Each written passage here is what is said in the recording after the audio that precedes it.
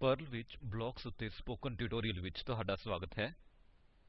ਇਸ ਟਿਊਟੋਰੀਅਲ ਵਿੱਚ ਅਸੀਂ ਪਰਲ ਵਿੱਚ ਉਪਲੱਬਧ ਵੱਖ-ਵੱਖ ਬਲਾਕਸ ਦੇ ਬਾਰੇ ਵਿੱਚ ਸਿੱਖਾਂਗੇ।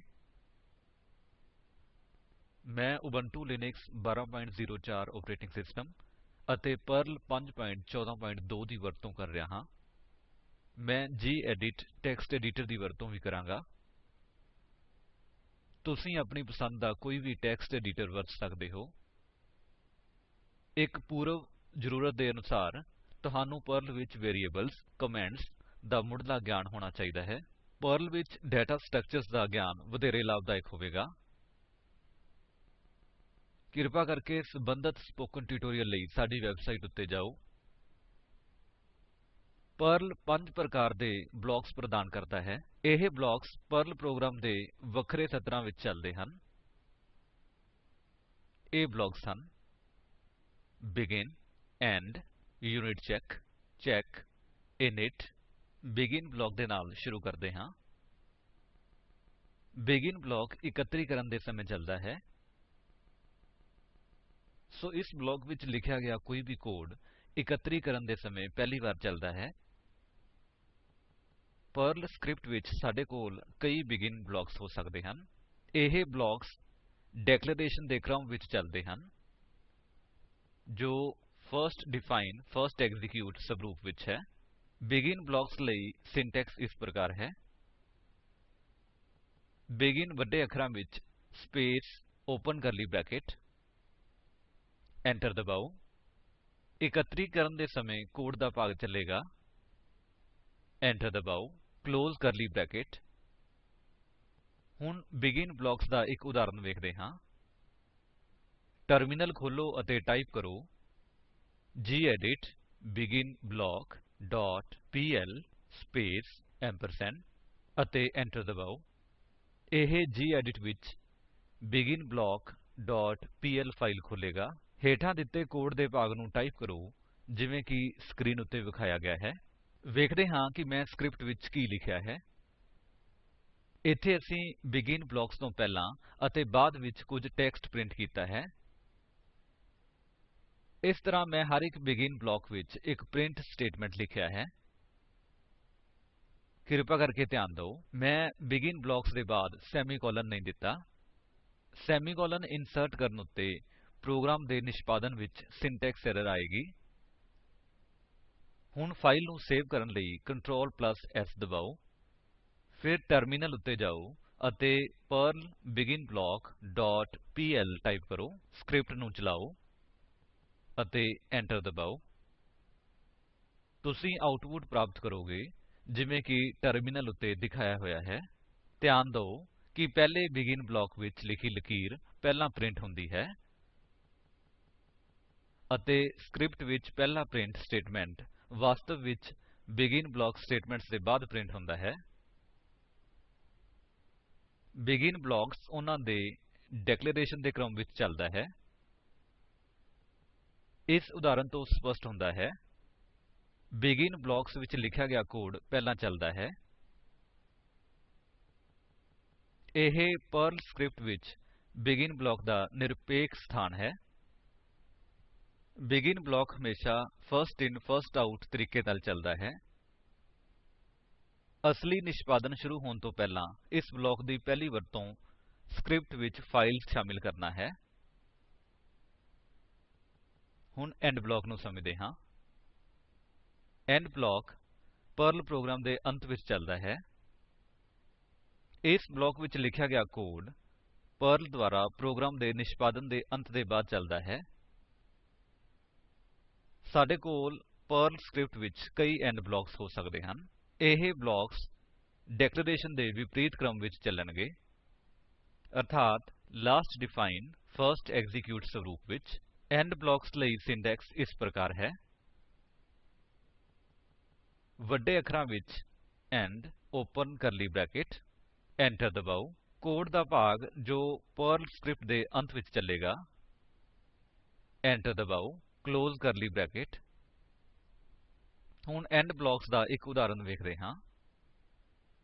ਟਰਮਿਨਲ ਖੋਲੋ ਅਤੇ ਟਾਈਪ ਕਰੋ gedit endblock dot PL space ampersand ਅਤੇ enter ਦਬਾਓ।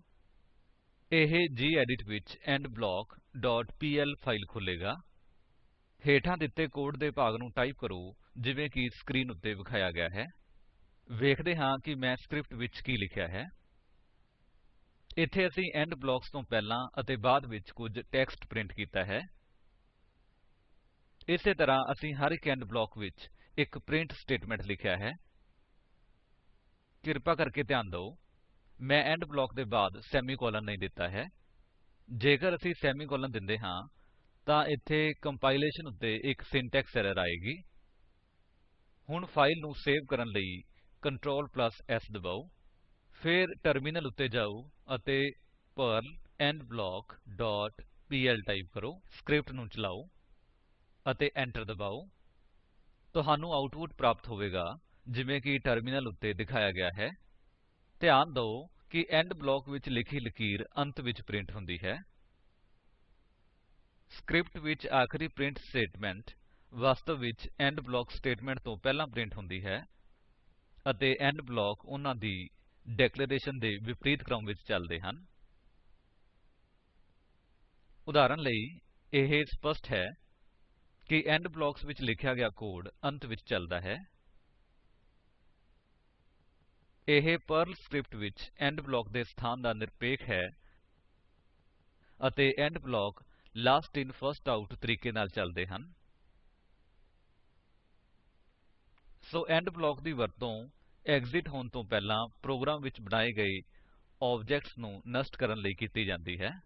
ਇਸੇ ਤਰ੍ਹਾਂ ਪਰਲ ਵਿੱਚ ਯੂਨਿਚੈਕ, ਚੈਕ ਅਤੇ ਇਨਿਟ ਬਲਾਕਸ ਹਨ। ਇਹਨਾਂ ਬਲਾਕਸ ਦੀ ਵਰਤੋ ਡਿਵੈਲਪਰਸ ਦੁਆਰਾ ਬਹੁਤ ਘੱਟ ਹੁੰਦੀ ਹੈ ਅਤੇ ਇਹ ਸਮਝਣ ਵਿੱਚ ਥੋੜੇ ਮੁਸ਼ਕਿਲ ਹੁੰਦੇ ਹਨ। ਸੋ ਮੈਂ ਤੁਹਾਨੂੰ ਇਹਨਾਂ ਬਲਾਕਸ ਦੇ ਬਾਰੇ ਵਿੱਚ ਜਾਣਕਾਰੀ ਦੇਵਾਂਗਾ। ਯੂਨਿਚੈਕ ਅਤੇ ਚੈਕ ਅਤੇ ਇਨਿਟ ਬਲਾਕਸ ਮੁੱਖ ਪ੍ਰੋਗਰਾਮ ਦੇ ਕੰਪਾਈਲੇਸ਼ਨ ਅਤੇ ਨਿਸ਼ਪਾਦਨ ਫੇਜ਼ ਦੇ ਵਿਚਕਾਰ ਤਬਦੀਲੀ ਨੂੰ ਜਾਣਨ ਲਈ ਉਪਯੋਗੀ ਹਨ। ਨਿਸ਼ਪਾਦਨ ਤੋਂ ਪਹਿਲਾਂ ਅਤੇ ਕੰਪਾਈਲੇਸ਼ਨ ਤੋਂ ਬਾਅਦ ਕੁੱਝ ਚੈਕਸ ਜਾਂ ਇਨੀਸ਼ਿਲਾਇਜੇਸ਼ਨ ਨੂੰ ਲਾਗੂ ਕਰਨ ਲਈ ਉਪਯੋਗੀ ਹਨ। ਯੂਨਿਚੈਕ ਅਤੇ ਚੈਕ ਬਲਾਕਸ ਲਾਸਟ ਇਨ ਫਰਸਟ ਆਉਟ ਤਰੀਕੇ ਨਾਲ ਚਲਦੇ ਹਨ, ਜਦੋਂ ਕਿ ਇਨਿਟ ਬਲਾਕ ਫਰਸਟ ਇਨ ਫਰਸਟ ਆਉਟ ਤਰੀਕੇ ਨਾਲ ਚਲਦਾ ਹੈ। ਯੂਨਿਚੈਕ ਬਲਾਕ ਲਈ ਸਿੰਟੈਕਸ ਇਸ ਪ੍ਰਕਾਰ ਹੈ। ਵੱਡੇ ਅੱਖਰਾਂ ਵਿੱਚ unit check space open curly bracket enter ਦਬਾਓ। ਚੱਲਣ ਵਾਲੇ ਕੋਡ ਦਾ ਭਾਗ enter ਦਬਾਓ। Close curly bracket. Check block ਲਈ ਸਿੰਟੈਕਸ ਇਸ ਪ੍ਰਕਾਰ ਹੈ। ਵੱਡੇ ਅੱਖਰਾਂ ਵਿੱਚ check space open curly bracket enter ਦਬਾਓ। ਚੱਲਣ ਵਾਲੇ ਕੋਡ ਦਾ ਭਾਗ enter ਦਬਾਓ। Close curly bracket. Init block ਲਈ ਸਿੰਟੈਕਸ ਇਸ ਪ੍ਰਕਾਰ ਹੈ। ਵੱਡੇ ਅੱਖਰਾਂ ਵਿੱਚ init space open curly bracket enter ਦਬਾਓ। ਇਨੀਸ਼ਿਲਾਇਜ ਹੋਣ ਵਾਲੇ ਕੋਡ ਦਾ ਭਾਗ enter ਦਬਾਓ। Close curly bracket. ਚੰਗੀ ਤਰ੍ਹਾਂ ਸਮਝਣ ਲਈ ਮੈਂ ਤੁਹਾਨੂੰ ਸਲਾਹ ਦਿੰਦਾ ਹਾਂ ਕਿ ਤੁਸੀਂ ਆਪਣੀਆਂ ਪਰਲ ਸਕਰਿਪਟਸ ਵਿੱਚ ਇਹਨਾਂ ਬਲਾਕਸ ਦਾ ਪ੍ਰਯੋਗ ਕਰੋ। ਚਲੋ ਇਸ ਦਾ ਸਾਰ ਕਰਦੇ ਹਾਂ। ਇਸ ਟਿਊਟੋਰਿਅਲ ਵਿੱਚ ਅਸੀਂ ਸਿੱਖਿਆ ਸੈਂਪਲ ਪ੍ਰੋਗਰਾਮਾਂ ਦੀ ਵਰਤੋ ਕਰਕੇ ਵਿਸਥਾਰ ਵਿੱਚ ਬਿਗਿਨ ਅਤੇ ਐਂਡ ਬਲਾਕਸ ਅਤੇ ਯੂਨਿਚੈਕ, ਚੈਕ ਅਤੇ ਇਨਿਟ ਬਲਾਕਸ ਦੇ ਬਾਰੇ ਵਿੱਚ। ਇੱਥੇ ਤੁਹਾਡੇ ਲਈ ਇੱਕ ਨਿਯਤ ਕਾਰਜ ਹੈ। ਪਰਲ ਸਕਰਿਪਟ ਵਿੱਚ ਹੇਠਾਂ ਦਿੱਤਾ ਕੋਡ ਟਾਈਪ ਕਰੋ। ਸਕਰਿਪਟ ਨੂੰ ਚਲਾਓ ਅਤੇ ਆਉਟਪੁਟ ਵੇਖੋ। ਹੇਠਾਂ ਦਿੱਤੇ ਲਿੰਕ ਉੱਤੇ ਉਪਲੱਬਧ ਵੀਡੀਓ ਵੇਖੋ। ਇਹ ਸਪੋਕਨ ਟਿਊਟੋਰਿਅਲ ਪ੍ਰੋਜੇਕਟ ਦਾ ਸਾਰ ਕਰਦਾ ਹੈ। ਜੇਕਰ ਤੁਹਾਡੇ ਕੋਲ ਚੰਗੀ ਬੈਂਡਵਿਡਥ ਨਹੀਂ ਹੈ ਤਾਂ ਤੁਸੀਂ ਇਸਨੂੰ ਡਾਉਨਲੋਡ ਕਰਕੇ ਵੇਖ ਸਕਦੇ ਹੋ। Spoken tutorial project team spoken tutorials ਦੀ ਵਰਤੋ ਕਰਕੇ ਵਰਕਸ਼ਾਪਾਂ ਲਗਾਉਂਦੀ ਹੈ। ਆਨਲਾਈਨ ਟੈਸਟ ਪਾਸ ਕਰਨ ਵਾਲਿਆਂ ਨੂੰ ਪ੍ਰਮਾਣ ਪੱਤਰ ਦਿੱਤੇ ਜਾਂਦੇ ਹਨ। ਜਿਆਦਾ ਜਾਣਕਾਰੀ ਲਈ contact@spoken-tutorial.org ਉੱਤੇ ਲਿਖੋ। Spoken tutorial project talk to a teacher project ਦਾ ਹਿੱਸਾ ਹੈ। ਇਹ ਭਾਰਤ ਸਰਕਾਰ ਦੇ MHRD ਦੇ ਰਾਸ਼ਟਰੀ ਸਾਖਰਤਾ ਮਿਸ਼ਨ ਥ੍ਰੂ ICT ਰਾਹੀਂ ਸੁਪੋਰਟ ਕੀਤਾ ਗਿਆ ਹੈ। ਇਸ ਮਿਸ਼ਨ ਉੱਤੇ ਜਿਆਦਾ ਜਾਣਕਾਰੀ ਇਸ ਲਿੰਕ ਉੱਤੇ ਉਪਲੱਬਧ ਹੈ। spoken-tutorial.org/nmeict-intro ਆਸ ਕਰਦਾ ਹਾਂ ਕਿ ਤੁਸੀਂ ਇਸ ਪਰਲ ਦੇ ਟਿਊਟੋਰਿਅਲ ਦਾ ਆਨੰਦ ਲਿਆ ਹੋਵੇਗਾ ਇਹ ਸਕਰਿਪਟ ਹਰਮੀਤ ਸੰਧੂ ਦੁਆਰਾ ਅਨੁਵਾਦਿਤ ਹੈ ਮੈਂ ਹੁਣ ਤੁਹਾਡੇ ਤੋਂ ਵਿਦਾ ਲੈਂਦਾ ਹਾਂ